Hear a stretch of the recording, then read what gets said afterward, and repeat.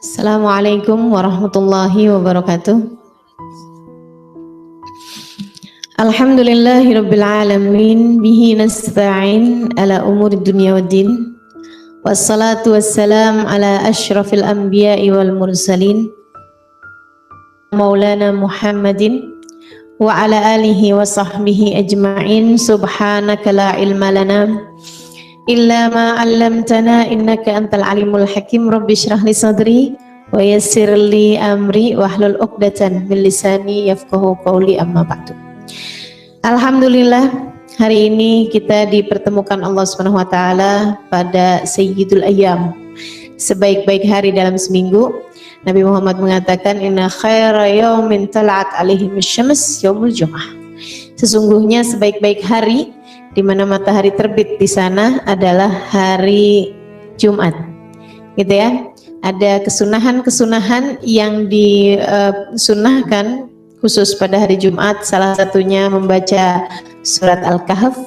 Kemudian juga yang lain adalah untuk memperbanyak salawat kepada Nabi Muhammad SAW.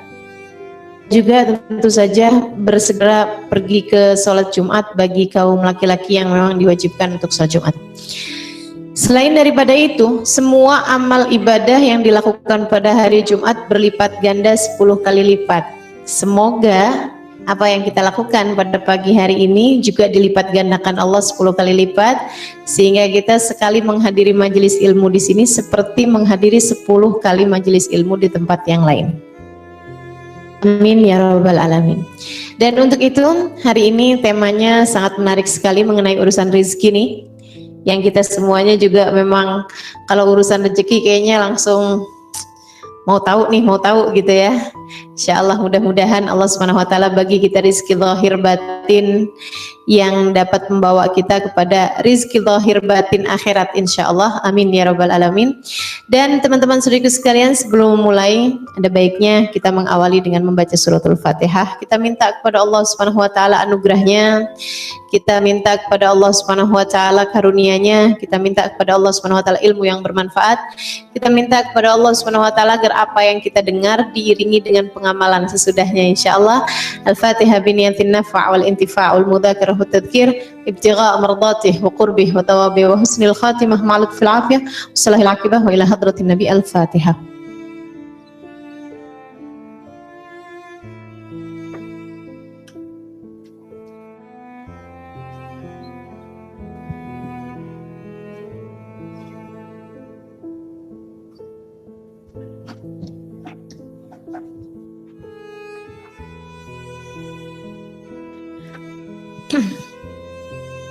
Teman saudariku sekalian yang saya muliakan, apa itu rizki?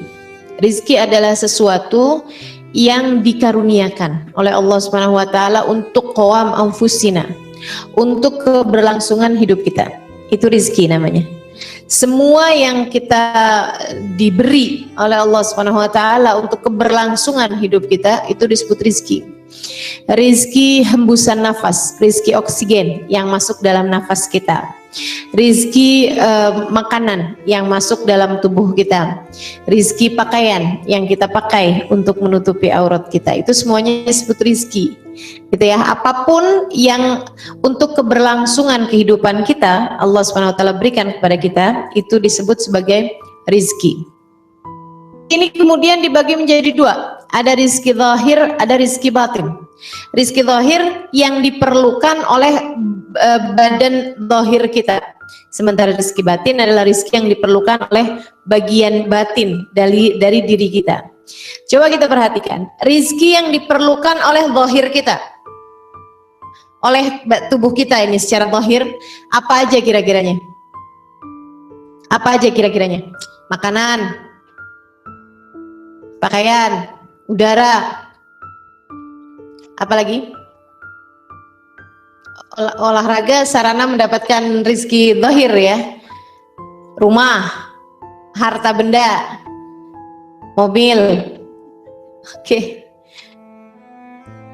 Handphone masuk handphone? Oh masuk juga.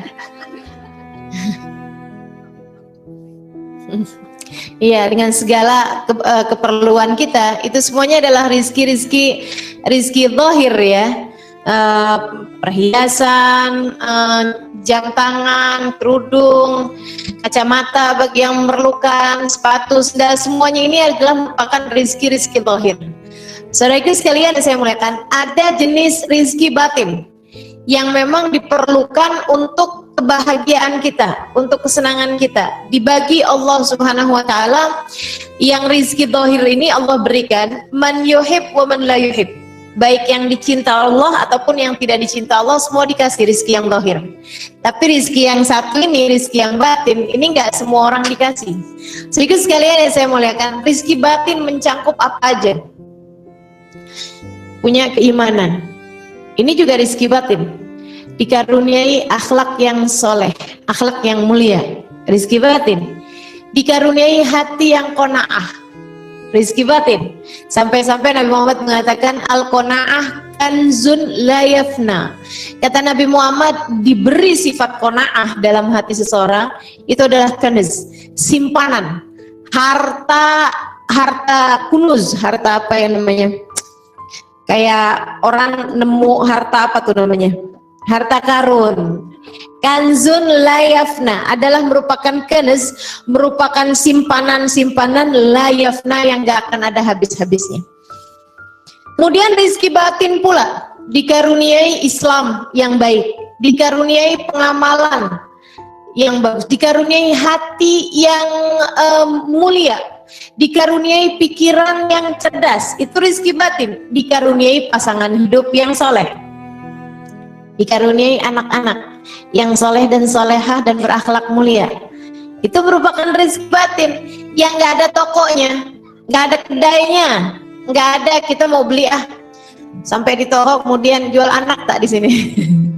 Nggak ada. Jual suami ya di sini. Saya mau beli tuh, mau tuker tambah sama yang ada. Nggak bisa begitu ya. Nggak bisa dicari. Tidak bisa dicari rizki yang batin ini.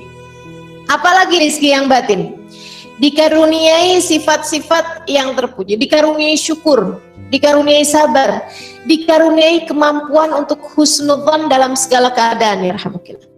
Dikaruniai kemampuan untuk baik sangka terhadap siapapun dan apapun. Itu rizki yang luar biasa besarnya. Dikaruniai sahabat-sahabat yang membantu dalam kebaikan. Rizki batin yang terkadang begitu aja kita luput darinya. Sampai-sampai mengingat begitu banyaknya rizki batin, ada seorang bijaksana melihat, ada seorang bijaksana yang mengatakan bahwasanya orang paling miskin di atas muka bumi ini adalah orang yang tidak memiliki apapun kecuali uang. Orang paling miskin di atas muka bumi ini adalah orang yang enggak punya apapun kecuali uang. Dia cuma punyanya uang aja. Pasangan hidup yang soleh dia nggak punya, anak-anak yang soleh-solehah dia nggak ada, gitu ya. Kesehatan, wah ini juga rizki yang luar biasa ini, mahalnya luar biasa. Bahkan barangkali dari semua rizki yang paling mahal nih rizki kesehatan nih ya. Selain tentu saja adalah rizki keimanan. Rizki iman ini innallaha la yahdi innallaha yahdi man yasha wa yudhil man yasha. Sesungguhnya Allah Subhanahu wa taala sajalah yang bisa memberikan hidayah, yang bisa mengaruniakan, merizkikan keimanan dalam diri seseorang. Memiliki seorang guru yang dapat memberitahu kepada kita itu salah, oh kamu harus begini, kamu harus begitu. Rizki yang luar biasa besarnya. Saudara-saudariku sekalian yang saya muliakan, memiliki cinta kepada orang-orang soleh-soleha, memiliki cinta kepada Nabi Muhammad SAW, memiliki cinta kepada keluarga Nabi, pada sahabat Nabi, itu juga merupakan karunia, merupakan rizki yang juga tidak ada tara bandingnya. Ini kemudian karenanya kita perlu cari-cari nih, ini dari semua rizki-rizki yang Allah bagikan nih, kita selama ini konsentrasi kepada rizki yang mana nih? Terkadang konsentrasi kita hanya melulu kepada rizki yang zahir tanpa kita memandang pada rizki yang batin, padahal ternyata rizki yang batin jauh lebih mulia, jauh lebih agung, jauh lebih tinggi nilainya daripada rizki-rizki yang zahir. Teman-teman saudariku sekalian yang saya muliakan, mengenai rizki yang zahir. Nah sekarang kita mau bahas rizki yang zahir nih, yang berupa materi. rezeki makanan, berupa rezeki minum, berupa rizki kendaraan, berupa rizki rumah, berupa rizki barang-barang yang kita miliki, apa yang masuk dalam perut kita, gitu ya, apa yang kita lihat dengan mata kita dan layak untuk kita sampaikan bahwa itu adalah milik kita. Ini pun juga kemudian dibagi menjadi dua, ada yang halal dan ada yang haram. Tidak semua rizki itu kemudian menjadi halal. Oh, berarti kalau sudah jadi milik kita jadi halal gitu. Belum tentu. Tergantung dari mana dapatnya. Karenanya kemudian Nabi Muhammad SAW ketika menyebutkan tentang rizki yang ini yang halal dan haram begitu ya. Nabi mengajarkan kepada kita untuk kalau minta rizki harus mintanya adalah rizki-rizki yang halal. Rizki yang halal, dan malahan ditambahkan sama beliau untuk minta rizki yang berkah, bukan hanya sekedar halal. Jadi Nabi habis selesai kita duha tuh, Allahumma in kana rizki fis sama fanzilhu, kan gitu ya, wa in kana haraman fatahhirhu. Ya Allah, kalau rizki kami haram maka jadikanlah ia halal, bersihkanlah ia sehingga ianya menjadi halal gitu. Itu jadi rizki pun ada rizki yang haram juga. Karenanya kemudian kita mintanya hanya rizki-rizki yang halal saja. Bahkan Nabi Muhammad bercerita bahwasanya nanti di hari akhirat pertanyaan-pertanyaan, ada hisab, ada pertanyaan yang Allah Subhanahu wa taala ajukan tentang umur. Untuk apa kalian jalankan umur kalian, waktu kalian hidup di atas muka bumi ini untuk apa? Untuk tentang ilmu. Untuk apa kalian pergunakan ilmu tersebut? Apakah kalian amalkan atau tidak ilmunya? Dan tentang harta, kata Nabi Muhammad SAW, pertanyaannya dua, dari mana kamu mendapatkannya dan untuk apa kamu menjalankannya? Maksudnya kamu mengeluarkannya. Gitu. Jadi yang lain pertanyaannya cuma satu-satu aja, umurmu kamu pakai apa, ilmumu kamu pakai apa, begitu ya. Akan tetapi untuk urusan harta itu pertanyaannya dua. Dari mana kamu mendapatkannya dan untuk apa kamu menjalankannya. Kedua-duanya harus sama-sama betul. Kedua-duanya harus sama-sama benar. Kedua-duanya harus sama-sama sesuai dengan syariat agama Allah Subhanahu wa taala. Dapetinnya dengan cara yang haram, mau dipakai buat apapun Allah nggak akan mau terima. Dan aku sampaikan sekali lagi, kalau sudah dapatnya dari sesuatu yang haram, mau dipakai baik kayak apapun Allah tidak akan terima amal ibadah tersebut. Orang yang dari hasil korupsi misalnya, dari hasil curi misalnya, dia pakai buat pergi haji, nggak akan diterima hajinya, nggak akan diterima hajinya. Nabi Muhammad SAW menceritakan, idza labbal abd, apabila seseorang mengucapkan talbiyah, labbaik Allahumma labbaik, saat haji atau umrah, itu jawaban dari Allah Subhanahu wa taala nggak selalu sama. Kata Nabi Muhammad, ada yang dijawab balik oleh Allah, labbaik wa sa'daik, betul hambaku, selamat datang. Itu kan ada orang yang mengucapkan labbaik Allahumma labbaik, artinya adalah ya Allah aku datang penuhi panggilanmu, ya Allah aku datang untuk mendatangi apa yang kau undangkan untuk kami gitu. Ada yang memang dijawab sama Allah labbaik wa sa'daik, kata Allah selamat datang wahai hambaku, kau datang untuk memenuhi panggilanku.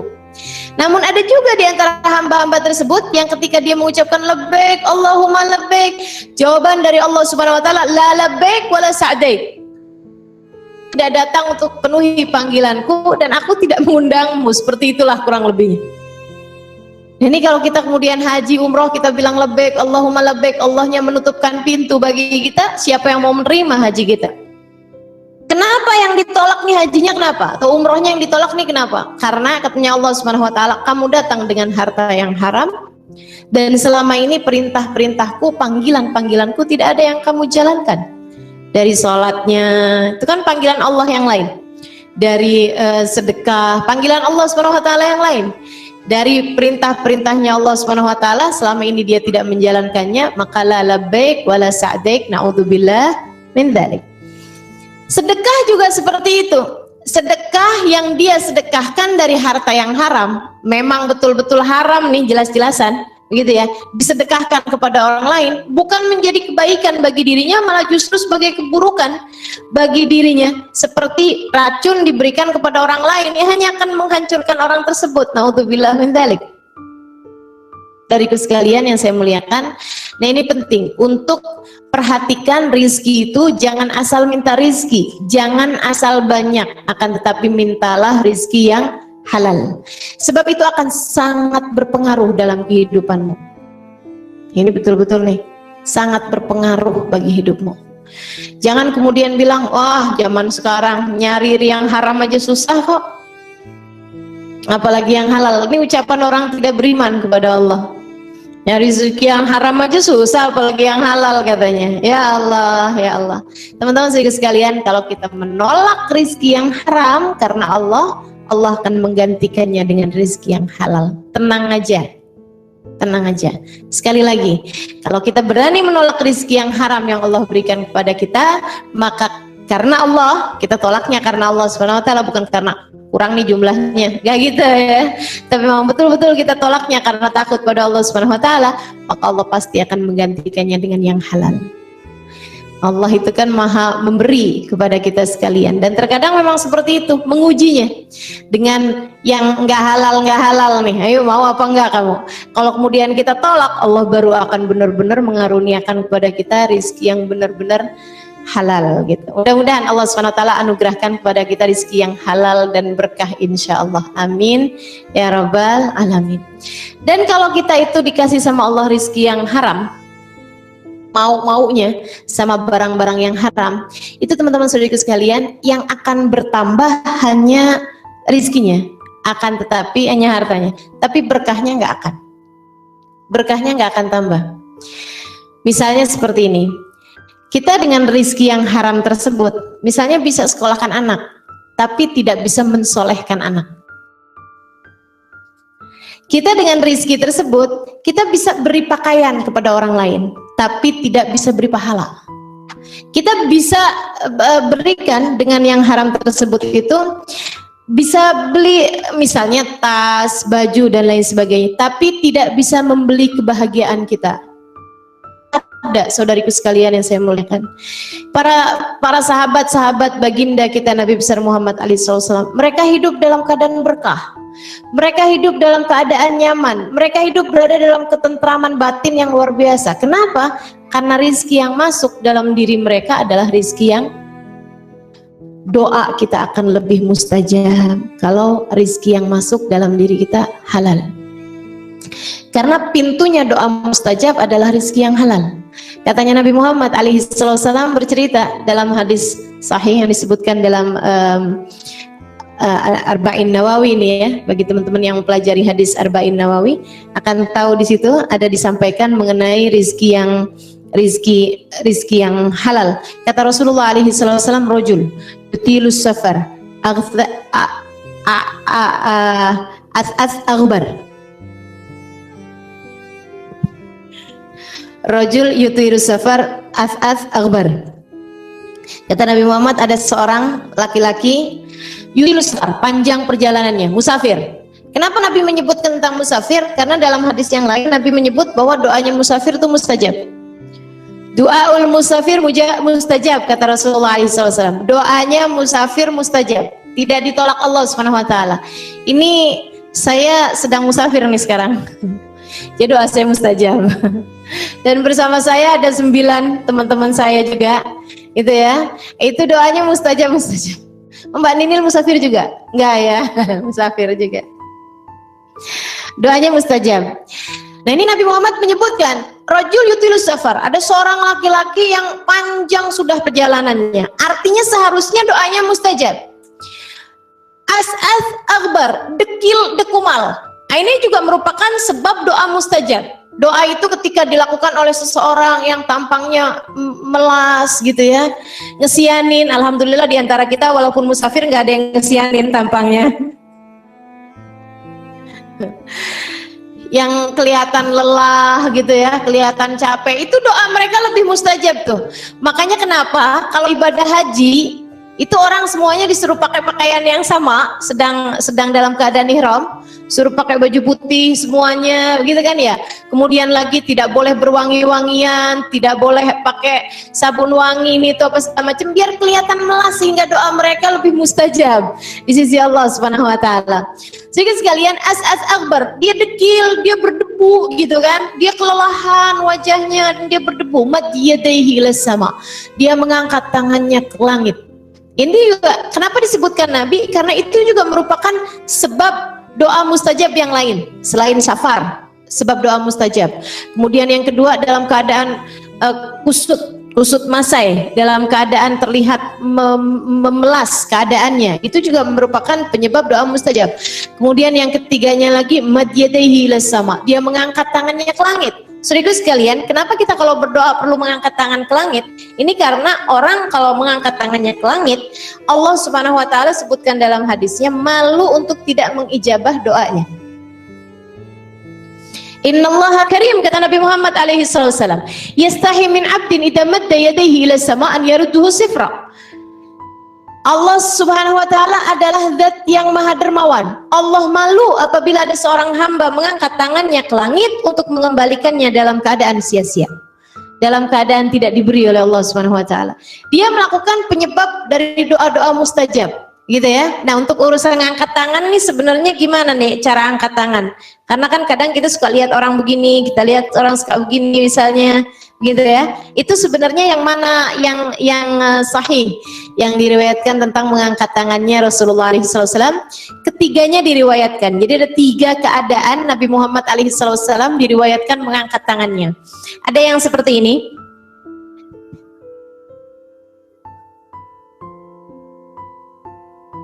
Seperti ini. Coba saya mau lihat.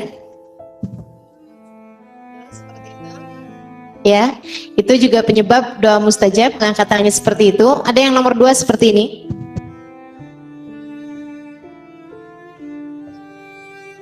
Jadi juga gitu ya. Jadi mengangkatnya tanpa menautkan 2 tangan. Kemudian ada lagi yang seperti ini.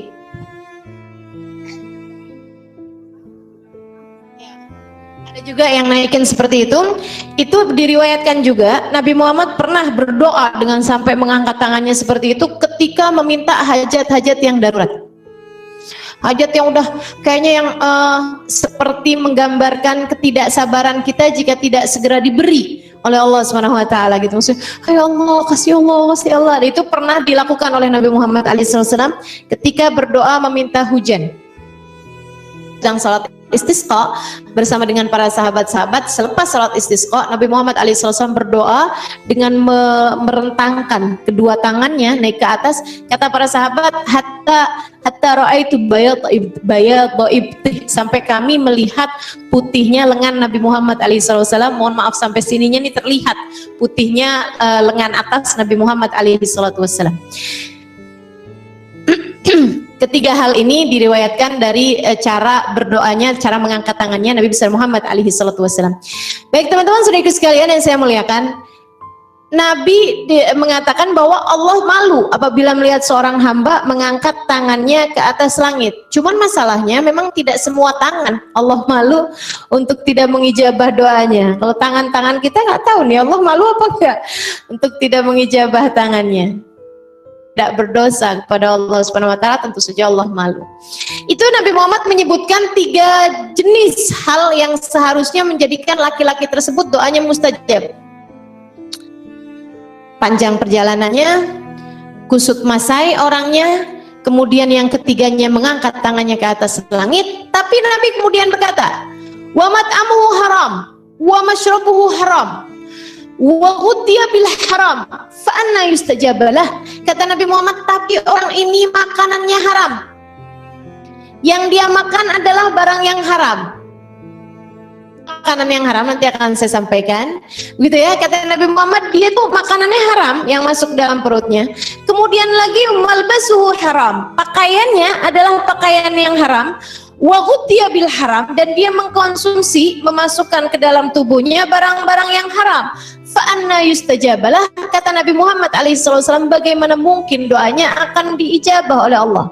Nabi Muhammad menegaskan bahwa yang seperti ini doanya tidak akan diijabah oleh Allah Subhanahu wa taala karena banyaknya dia bergaul atau banyaknya dia berada dalam keharaman-keharaman dalam tubuhnya.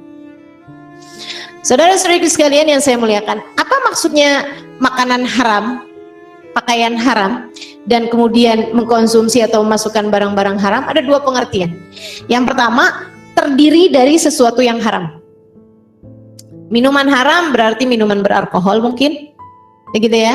Minuman yang ada barang-barang yang tidak halal di sana, bisa jadi susunya misalnya ada minum susunya dari susu yang diharamkan Allah Subhanahu wa taala. Susu apa misalnya? Susu orang. Kemudian lagi makanan. Kalau makanan, maka juga makanannya juga bisa menjadi makanan yang haram.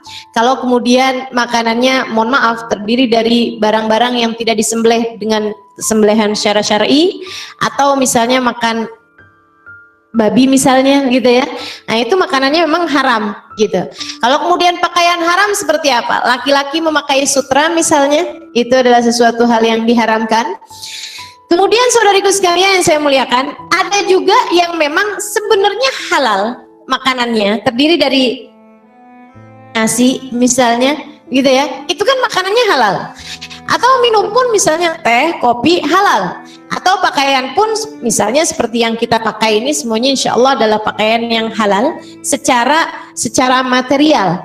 Akan tetapi ianya bisa menjadi haram ketika kemudian kamu mendapatkan uangnya dengan cara yang haram. Uangnya hasil curi misalnya, hasil korupsi misalnya, ada hasil dari haknya orang lain yang kita ambil secara paksa misalnya, maka menjadikan apa yang ada dalam makanan kita tersebut menjadi haram. Saudara sekalian yang saya muliakan, dan makanan haram yang masuk dalam perut kita ini, naudzubillah min dzalik, man akalal halal ata'at jawarihuhu sya'am aba. Kata Nabi Muhammad SAW, siapa yang masuk makanannya halal, maka anggota tubuhnya akan mengerjakan kebaikan. Sya'am aba, dia mau atau tidak mau. Wa man akalal haram asat jawarihuhu sya'am aba. Siapa yang makan makanannya itu haram, maka akan bermaksiatlah seluruh anggota tubuhnya. Sya'am aba, mau atau tidak mau. Oh, luar biasa benar ya. Sampai-sampai para ulama mengatakan, andai kamu dengan uang harammu pergi ke depan Ka'bah sekalipun, kamu mengerjakan umroh sekalipun, kamu mengerjakan haji sekalipun, kamu tidak akan dibiarkan mengerjakan ketaatan di sana. Artinya, hatinya hanya akan berada dalam kejauhan dari Allah Subhanahu wa taala. Akan sambil tawaf, sambil ngomongin orang hatinya, sambil menfitnah misalnya dirinya, sambil tidak terima dengan keputusan Allah misalnya, sedang hadir majelis sekalipun, benar-benar bukan berada di majelis. Dia tidak sedang berada di majelis, hatinya sedang berada di mana-mana. Sulit sekali untuk bisa konsentrasi di dalam ilmu-ilmu yang bermanfaat, tapi mudah sekali untuk bisa berkonsentrasi terhadap hal-hal yang melalaikan. Kenapa? Bisa jadi karena makanan haram yang masuk dalam tubuh. Kalau diajakin kepada kebaikan, susahnya setengah mati. Kalau diajak kepada keburukan, waduh, mudahnya luar biasa. Suruh baca Quran, ya Allah, lidahnya luar biasa sekali beratnya. Tapi begitu diajak bicarain aibnya orang lain, langsung jadi lancar, luar biasa. Bisa jadi karena makanan yang masuk dalam tubuhmu berada dalam keadaan haram. Saudara-saudariku sekalian yang saya muliakan, wa in mata fi jawfil Ka'bah, katanya para ulama, bahkan andai dia mati di dalam Ka'bah sekalipun, matinya sedang dalam keadaan ingkar kepada Allah Subhanahu wa taala. Kalau makanan yang kita makan masuk dalam tubuh kita, rizki yang masuk dalam tubuh kita adalah rizki yang haram, na'udzubillah min dzalik. Bahas urusan rizki jadi haus saya. Boleh minum dulu?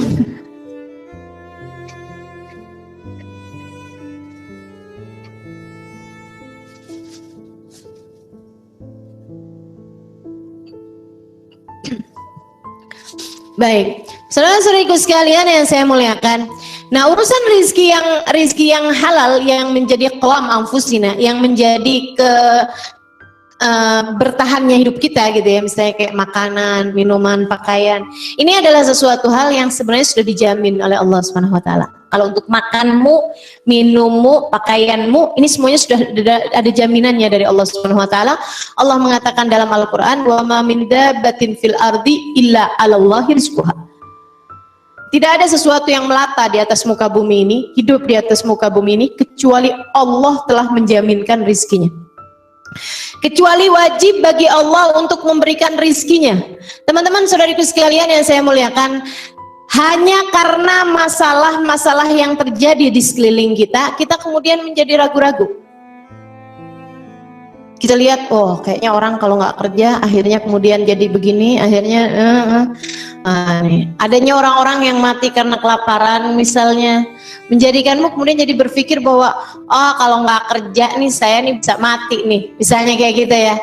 Kayaknya kalau saya nggak ini, rizki ini bukan nggak ada jaminan dari Allah Subhanahu Wa Taala urusan rizki. Sampai orang kemudian begitu khawatirnya terhadap urusan rizki yang sebenarnya sudah dijamin sama Allah Subhanahu Wa Taala ini, sampai mereka mau-maunya menghabiskan hampir berapa persen dari hidupnya untuk sungguh-sungguh mencari urusan rizki yang sebenarnya telah dijamin oleh Allah Subhanahu Wa Taala. Saudara-saudariku sekalian yang saya muliakan, kalau hatimu mengatakan tentang itu, masa sih rizki udah dijamin? Kok kayaknya enggak ya? Kayaknya kok orang kalau ada usaha gitu, dia rezekinya jadi banyak.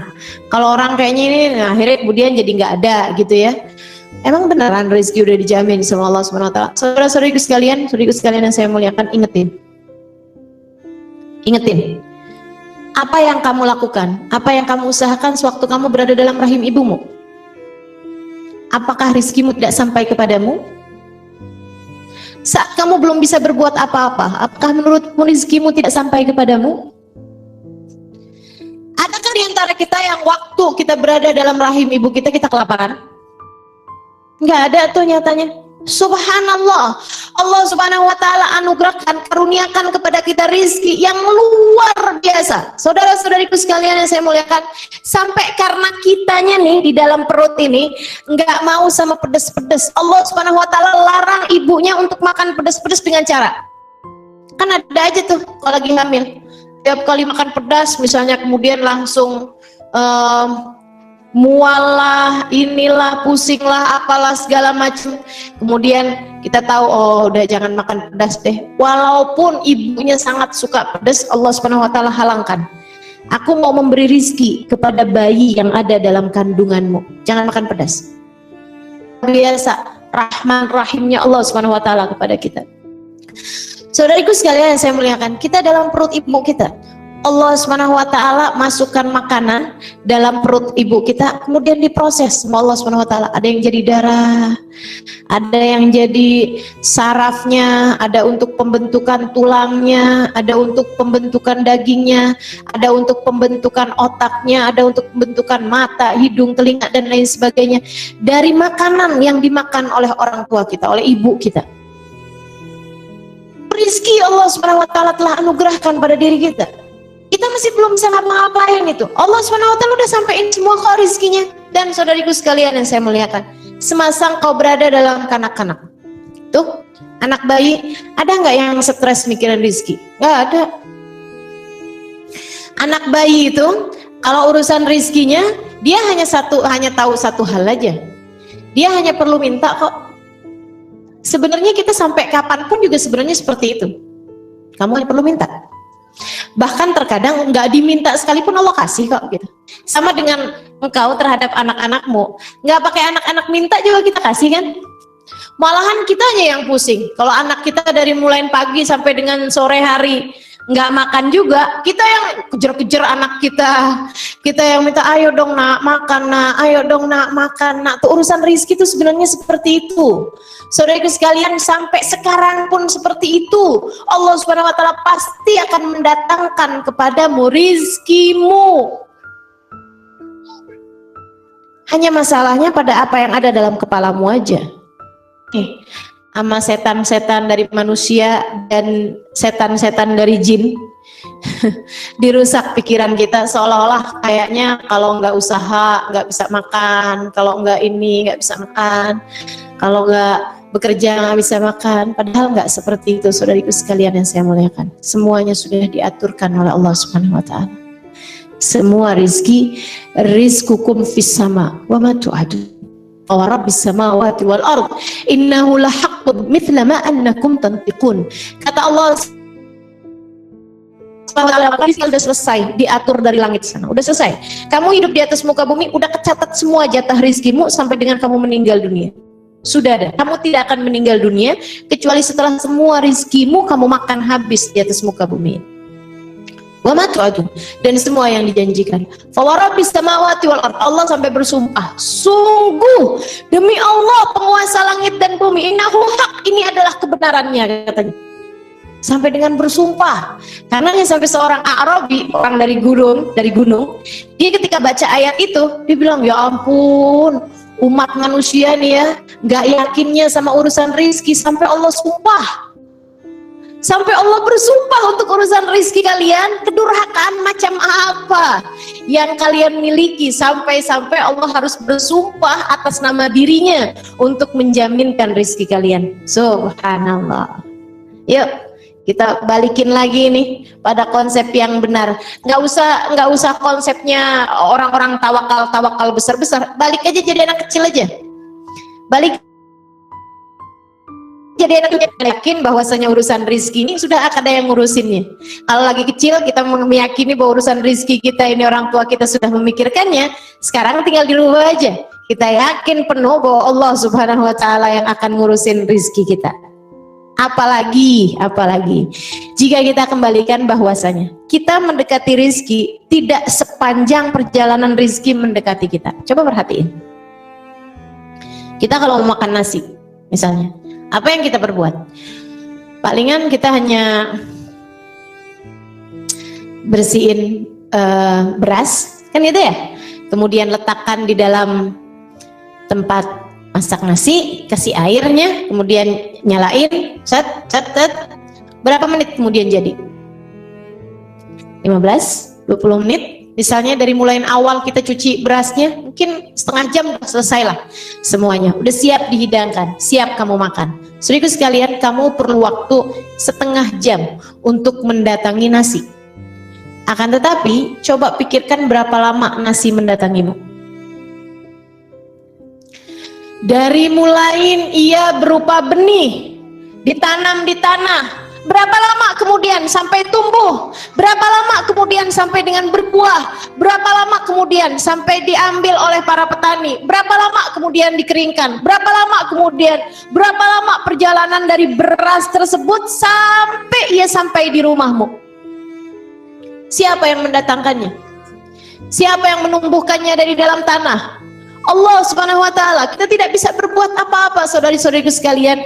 Jangan sombong dengan mengatakan bahwa rizki kamu yang mengusahakan. Tidak ada. Andai seluruh tanah di atas muka bumi ini Allah berfirman kepadanya, jangan tumbuhkan beras, dari mana kita mau dapatkan nasi? Andai Allah Subhanahu wa Ta'ala berkata kepada semua air, kunu khauran, misalnya, jadilah kalian semua wahai air, menjadi rasanya asin, gak bisa diminum. Gak ada siapapun di antara kita yang bisa mendapatkan air jernih. Maka saudari-saudariku sekalian yang saya muliakan, rizki itu adalah urusan Allah Subhanahu wa Ta'ala. Allah lah sang pemberi rizki. Karena ya kata Nabi Muhammad SAW, la tawakkaltum haqqa tawakkuli la ruziktum kama yurzaqut tayr yaghdu himasan wa yaruhu bitara. Andai saja kalian itu bisa tawakal seperti tawakalnya burung, kalian akan diberi rizki seperti diberi rizkinya burung.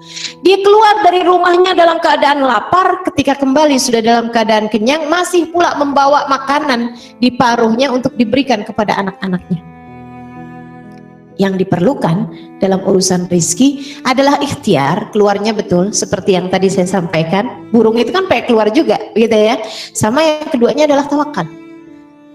Saudariku sekalian yang saya muliakan, maka kita perlu beresin nih kepala kita ini agar keyakinan kita itu benar bahwasanya sang pemberi rezeki adalah Allah Subhanahu wa Ta'ala. Huwa Razzaq dzul quwwatil matin. Sungguhnya Allah Subhanahu wa Ta'ala adalah sang pemberi rezeki. Dzul quwwatil matin adalah pemilik kekuatan yang paling penuh. Diberesin nih kita punya otak. Kenapa begitu? Saudariku sekalian yang saya muliakan, ada banyak sekali cara setan untuk bisa menggerogoti keimanan seseorang, dan salah satunya adalah melalui pintu rezeki. Dia kemudian ngerusakin pikiran orang. Wah, kalau saya nggak kerja, kalau saya nggak ambil pekerjaan ini, memang haram sih pekerjaan ini, tapi mau gimana lagi? Kalau nggak kayak begitu, saya takut nggak makan nantinya. Gimana cara saya buat dapat rezeki, bro? Itu semuanya tuh dimasuk-masukin oleh setan. Sampai kemudian kita jadi nggak mau sedekah, sampai kemudian kita jadi ketakutan untuk mengeluarkan harta, sampai kemudian kita berani-beraninya untuk makan yang diharamkan Allah Subhanahu wa taala, karena itu semuanya adalah cara setan untuk bisa menarik hati manusia dari keimanan. Pada zamannya Hasan Al-Basri alaihi ridwanullah, ada seorang tukang gali kubur bertaubat bukan tukang gali kubur, tukang nyuri kain kafan di kuburan. Bertaubat di zamannya Hasan Al-Basri. Ini zaman tabi'in padahal ya. Zaman tabi'in. Di sebuah kampung ada orang yang kerjaannya tukang gali kuburan, buat dia curi kain kafannya. Jadi tandain kalau ada orang meninggal gitu ya, oh sebelah situ tuh malam-malam dicuri kain kafannya, digali tuh kain kafannya kemudian dicuri. Dia kemudian sesudah menggali sekian banyak kuburan, dia datang kepada Hasan Al-Basri bertaubat. Dia bilang, Hasan, Syekh, saya mau taubat aja deh sekarang menjadi orang yang benar saya. Tapi nih sebelumnya saya cerita aja nih sama kamu ya. Dia bilang, saya cerita kepadamu wahai Syekh, saya ini sudah menggali 300 kuburan. Yang saya curi kain kafannya, kuburan orang Islam. Syekh, tahukah engkau dari 300 kuburan yang saya gali, hanya 3 orang saja yang saya dapati menghadap ke arah kiblat. Sisanya 297 ketika saya mendapatinya, ketika saya menggalinya, tidak menghadap ke arah kiblat.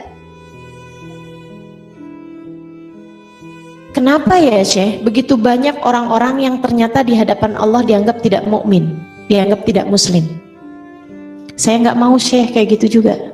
Saya sekarang mau bertobat. Saya udah nggak mau lagi nyari rizki dengan cara-cara yang seperti itu. Cuman maksud saya pengen tahu kenapa tuh ada begitu banyak orang yang tidak berhasil mempertahankan keimanan di saat akhir kehidupannya. Dia menyangka dirinya muslim, dia menyangka dirinya mukmin, tapi ternyata di mata Allah tidak seperti itu. Oh, ini menyeramkan ini ya. Ini kita masuk yang 3 apa yang 297 ini. Kata Syekh Hasan Al-Basri, dan ini adalah seorang yang kana yufti was sahabah hawar. Beliau sudah bisa memberikan fatwa padahal masih hidupnya orang, hidupnya para sahabat pada zaman tersebut. Maksudnya orang yang ulama-ulama, kalangan ahlillah, kalangan orang-orang yang melihat dengan pandangan Allah Subhanahu wa taala, ulama-ulama batin. Hasan Al-Basri murid dari Sayyidina Ali bin Abi Thalib, yang katanya Nabi Muhammad, ana madinatul ilmi wa aliyun babuha. Sayyidina Hasan Al-Basri hidup di Baitun Nubuwah, di rumah istrinya Nabi Muhammad SAW, padahal dia adalah putra dari seorang budak. Budaknya Ummu Salamah, istrinya Nabi Muhammad SAW. Tapi Ummu Salamah cinta betul sama dia, sampai dia selalu berada di rumahnya Sayyidah Ummu Salamah, dan dia pun juga berkunjung dan disayangi oleh hampir seluruh istri-istrinya Nabi Muhammad SAW. Padahal anak budak ini ya, Islam yang luar biasa indahnya. Saudara sekalian yang saya muliakan, Sayyidina Hasan Al-Basri kemudian menjadi seorang tokoh ulama yang luar biasa. Ketika diceritakan tentang hal yang seperti itu, beliau minta petunjuk dari Allah SWT. Ya Allah, kenapa itu orang-orang bisa menjadi seperti itu? Beliau kemudian menjawab.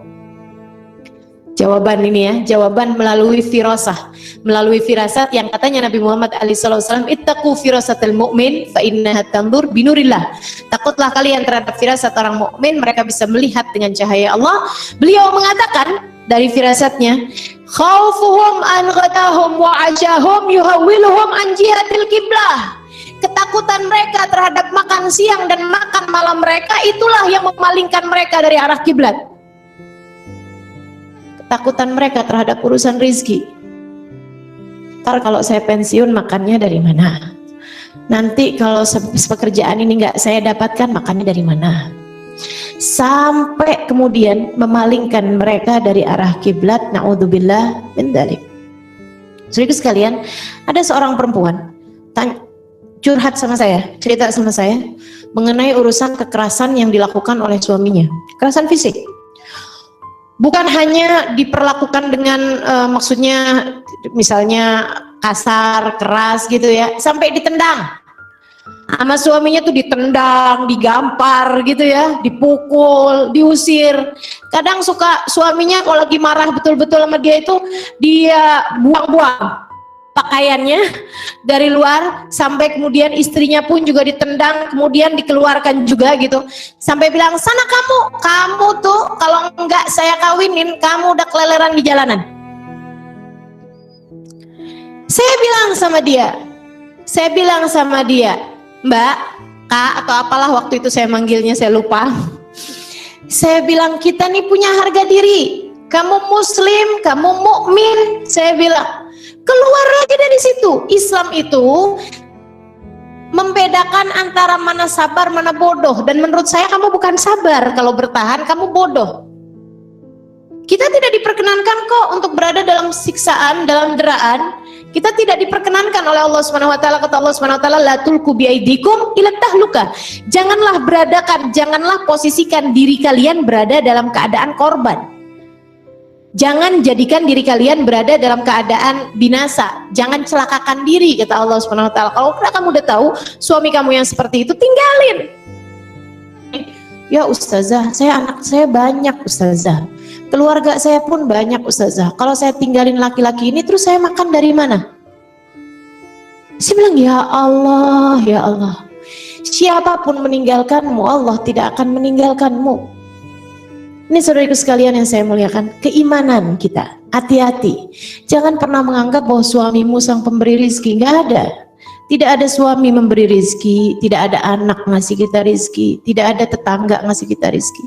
Pemberi rizki cuma satu, namanya Allah. Namanya Allah.